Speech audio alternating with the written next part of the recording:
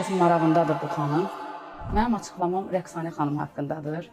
Gözəl xanım, sənətçi, sənətkar, hər şeyin gözəlinə layiq olan bir xanımdır. Allah ona kömək olsun, Allah onu qorusun. O tezliklə çıxacaq, Allahın köməkliyi ilə çıxacaq. Amma həyatında çox da elə yaxşı şeylər görmürəm. Yaxşı şeylər görməməyim də onun üçün müvəqqətidir. Allah onu xoşbəxt eləsin, amma ailədə onu tək görürəm. Ayrılıq görürəm onda. Amma çıxacaq, lap tezliklə çıxacaq. Gələcəyi də çox yaxşı olacaq.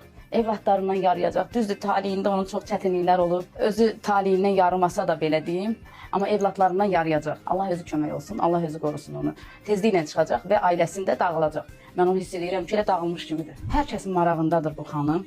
Və hər kəs fikirləşir, hər kəs onun haqqında danışır. Hətta belə deyim, Moskvaya gedənlər, onun evində, nə bilim, indi amma görürəm ki, təkdir. Allah yenə də deyirəm, özü kömək olsun o xanıma.